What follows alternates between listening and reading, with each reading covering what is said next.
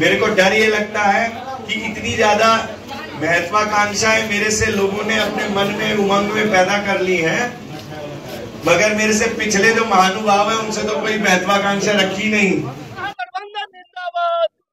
अभी आप देख सकते हैं कि यहाँ पर दीपक यादव जी जो है बलथर चौक पे अपना सभी लोगों से जन संपर्क कर रहे हैं और आप लोगों को दिखाने की कोशिश हम करते हैं। दीपक यादव जी जो है और कुछ बात करने की कोशिश करते हैं कि दीपक यादव जी का जो है चुनावी एजेंडा क्या है। सर स्वागत है। आपका चुनावी एजेंडा क्या है? चलते चलते क्या बात, समय का अभाव है, इसके कारण अब आगे जब चल रहे हैं तो वहाँ जगराहा में रुकते हैं। तो आप लोगों को हम कोशिश करेंगे कि पूरा बाइट लिया जाए, इंटरव्यू लिया जाए इनसे और पूछा जाएगा कि चुनावी मुद्दा क्या है और चुनाव लड़ रहे हैं तो जीतने के बाद का जो है क्या प्रक्रिया रहेगा। जिस तरह से सुनील कुमार सांसद बने हुए हैं, क्या वही कंडीशन इनका भी रहेगा या उससे कुछ बदलाव होगा, तो वो सब सवाल हम पूछेंगे इनसे। और दीपक यादव जी के जितने भी समर्थक हैं, आप लोगों को मैं बता देना चाहता हूं कि मैं आगे जो है वीडियो में आप लोगों को दिखाने की कोशिश करता हूं।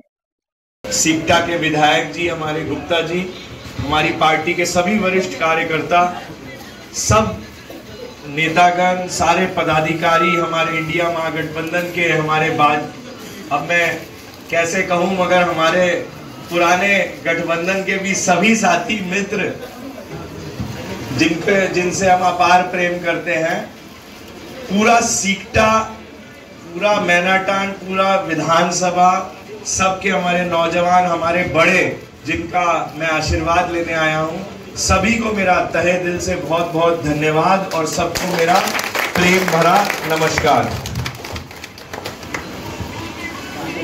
मुझे समझ में नहीं आ रहा कि मैं कैसे शुरू करूं और क्या बोलूं, क्योंकि ये चुनाव मैं एमपी, एमएलए या कुछ भी मतलब जनप्रतिनिधि बनने के लिए से ज्यादा बड़ा मैं ये जो चाहता था कि पूरा हमारा चंपारण की जितनी जनता है, जितने हमारे लोग हैं, वो सारे भेदभाव, जाति, धर्म, पार्टी या किसी भी तरीके की लकीरों को भूल के सब हम लोग एक होके अपने चंपारण में परिवर्तन और बदलाव और अपने बच्चों का भविष्य बनाने के लिए कार्य करें।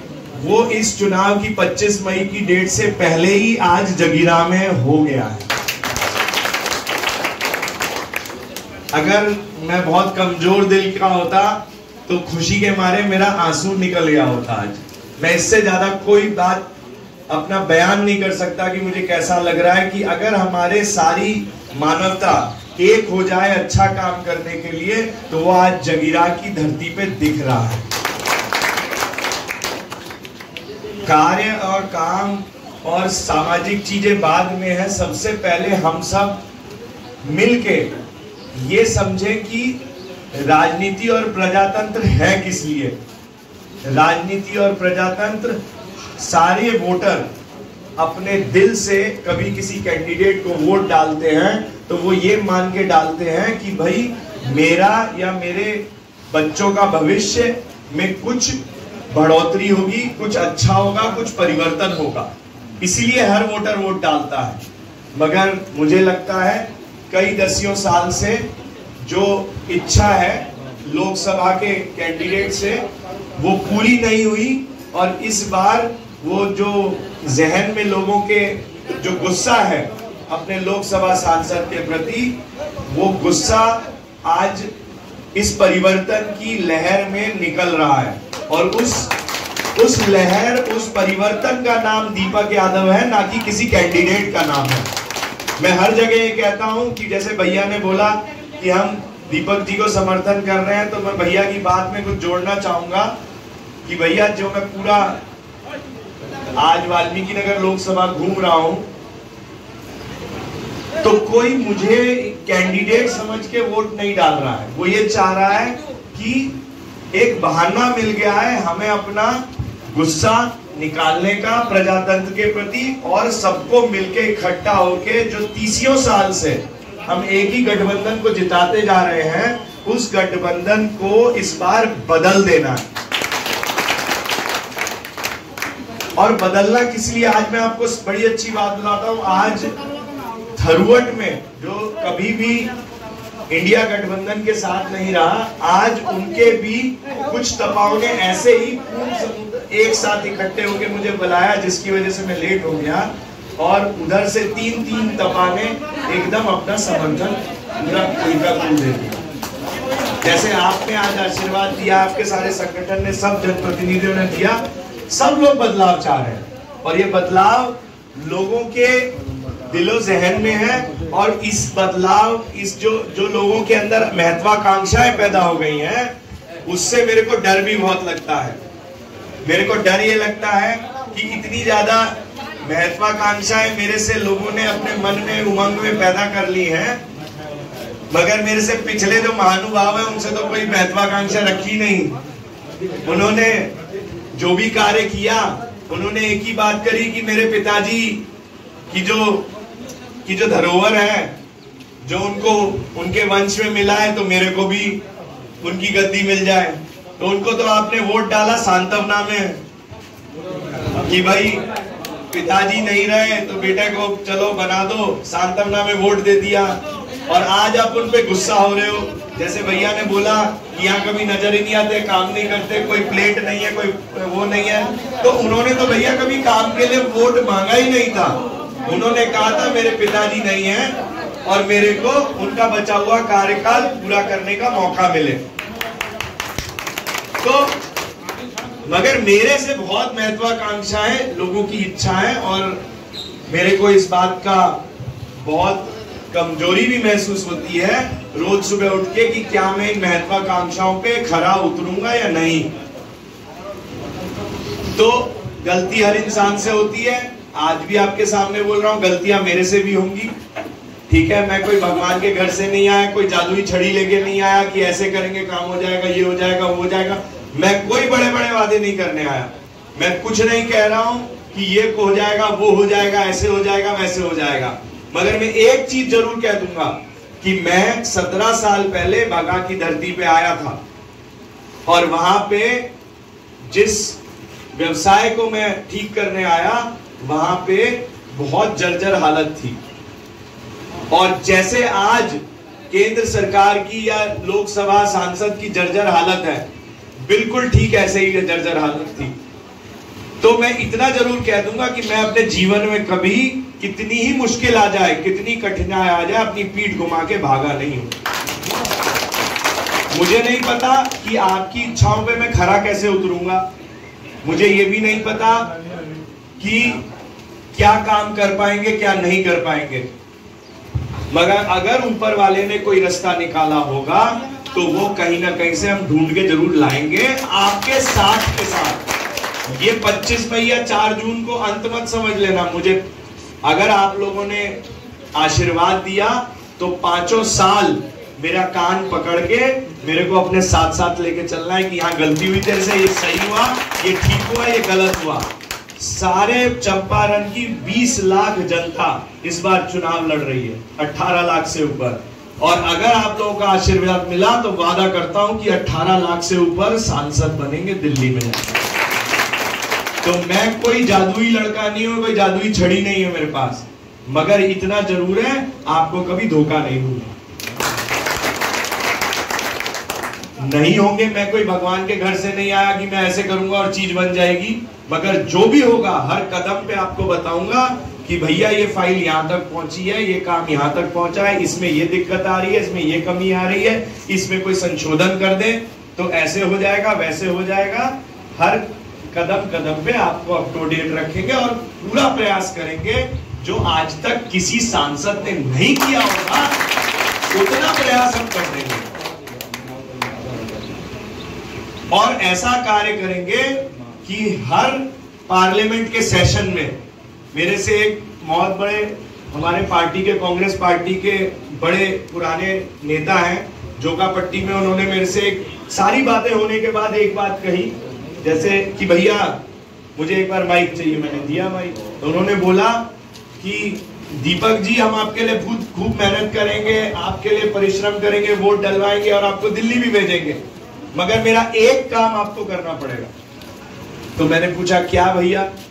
तो उन्होंने बोला कि मैं भैया जब भी मोबाइल देखता हूं या टीवी देखता हूं और पार्लियामेंट की न्यूज देखता हूं तो मुझे कभी आज तक अपना 5 साल से सांसद दिखा नहीं उस चैनल पे। हमारा जो निवर्तमान सांसद है उन्होंने पार्लियामेंट टीवी पे आज तक उन भैया ने या किसी ने भी नहीं देखा उनको, आज तक एक प्रश्न उन्होंने नहीं पूछा चंपारण के लिए।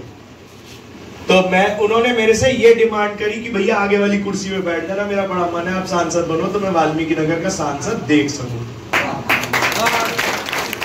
तो ये वाह वाली बात नहीं है भैया, मेरे को इसमें बड़ा दर्द हुआ और मुझे हंसी आई कि हमारे चंपारण के वोटर का स्तर सांसद जी ने कितना गिरा दिया है कि वो सिर्फ देखने में ही उसे राजी है। उन्होंने काम की मांग ही नहीं करी, मेरे से काम की मांग नहीं करी उन्होंने कहा भैया सिर्फ मैं पार्लियामेंट में अपने सांसद को देख लूं तो मुझे लगे कि हाँ मैंने वोट देके इन्हें सांसद बनाया और ये वाकई सांसद में जाते हैं। तो मुझे बड़ा दर्द हुआ, मैंने उनकी बात का जवाब नहीं दिया कि मैं कहां बैठूंगा, मगर मैंने वो वादा उनसे किया, मैं आपके सामने भी कर रहा हूं। मैंने 2 वादे उनसे किए।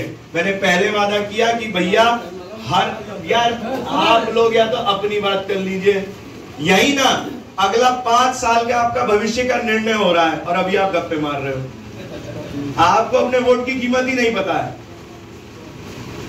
आप पहले बात को समझो कि आज जो बात हो रही है इसको एक एक को नोट करके रखना और मेरे से सवाल करना कि 5 साल जब भी पार्लियामेंट का सेशन होगा तो मैं कोई ना कोई ज्वलंत मुद्दा अपने चंपारण का, वाल्मीकि नगर का लेके उठा के धाड़ूंगा पार्लियामेंट में और लड़ूंगा आपके लिए, और मानने वाला भी नहीं। अगर विपक्ष में बैठेंगे जिसके चांस अब कम लग रहे हैं तो वो उसमें भी नहीं छोड़ूंगा, और अगर इंडिया महागठबंधन की सरकार बनी तो पूछो ही मत कि क्या होना है। ठीक है ना? दोनों तरीके से पार्लियामेंट में इतनी लड़ाई लड़ूंगा आप लोगों के लिए कि आपको चैनल में और रिकॉर्ड कर करके सब जगह दिखा दीजिएगा। तो मुझे ये नहीं पता किस कुर्सी पे बैठूंगा, मगर जिस भी कुर्सी पे मुझे दिया गया वहीं से इतनी आवाज लगाऊंगा कि यहां तक आई। दूसरा वादा मैंने उनको एक और किया, उन्होंने जब कुर्सी में वो टीवी में देखने के बाद मैंने उनको एक और वादा किया। मैंने कहा भैया मैं कभी भी, आप घूमने जाओगे हिंदुस्तान में मेरे 5वें साल में, तो आपको कभी ये नहीं बोलना पड़ेगा कि गंडक के बगल में हिमालय पर्वत की आड़ में वो नॉर्थ बिहार में हमारे वाल्मीकि नगर में वहां का रहने वाला हूं। आपको सिर्फ इतना बोलना पड़ेगा कि वो जो टीवी में देखते ना पूरे टाइम झगड़ता रहता है, वो एक सांसद है दीपक यादव, उसकी पार्लियामेंट्री कॉन्स्टिट्यूएंसी में मेरा एड्रेस है। तो मेहनत करेंगे मगर आपका साथ चाहिए और कोई जादुई छड़ी नहीं है। इतना मेरे पे भरोसा मत करो कि ऐसे हाथ हिलाएगा और पुलिया बन जाएगा, ऐसा कुछ नहीं होने वाला। ठीक है, रियलिस्टिक मेरे से होप रखिए मगर ऑनेस्ट काम करें। इसके अलावा आप लोगों को एक खुशखबरी भी दे दूं कि हम लोगों की जो लोकसभा है वो 1 नंबर है, और पता नहीं ऊपर वाले की क्या कृपा हुई, हमारा जो बटन लगा है ईवीएम में वो भी 1 नंबर हो गया है, जबकि होना नहीं चाहिए था। क्योंकि ABCD आप जब अल्फाबेटिकली वाइज जाएंगे तो जनता दल का पहले आता है और हमारा बाद में आता है। तो पता नहीं कैसे हुआ, जो भी हुआ हमारा पहला बटन है, तो जो गांव में महिलाएं बुजुर्ग हैं उनको बताने में आसान होगा, वो पहले वाला दबा दीजिए। ठीक है ना? और फिर कोई ये भी बोलता है कि जो हमारे जो भी निवर्तमान सांसद हैं, तो किसी ने मेरे को बोला कि ना तो डोलता है ना बोलता है। ठीक है ना? और दूसरे के लिए बोलते हैं इतना बोलता है कि सुनता ही नहीं है। तो थोड़ी बहुत कमियां हैं, आप जैसे सिखाएंगे ठीक करेंगे उसको, मगर मेरे साथ ज्यादा बातें नहीं बोलूंगा। मैं सबका जो आशीर्वाद बड़ों का मिला है उसके लिए बहुत बहुत धन्यवाद कहूंगा, और ये कहूंगा कि आशीर्वाद अपना बनाए रखना। आपके आशीर्वाद को हम ऐसे ही फेल नहीं होने देंगे। आप लोगों को लगेगा कि इसको हमने आशीर्वाद दिया है तो हमारा आशीर्वाद ने कुछ काम किया। बाकी ज्यादा बातें नहीं बोलते हुए सभी लोगों से मैं एक बार आग्रह करूंगा कि सब लोग मेरे साथ एक नारा लगाएंगे, चुपचाप लालटेन छाप। सारे लोग हाथ ऊपर करके, जो हाथ ऊपर नहीं कर रहा है मुझे लग रहा है वो चुपचाप चुपचाप चुपचाप। बहुत बहुत धन्यवाद और सबको मेरा प्रेम भरा प्रणाम।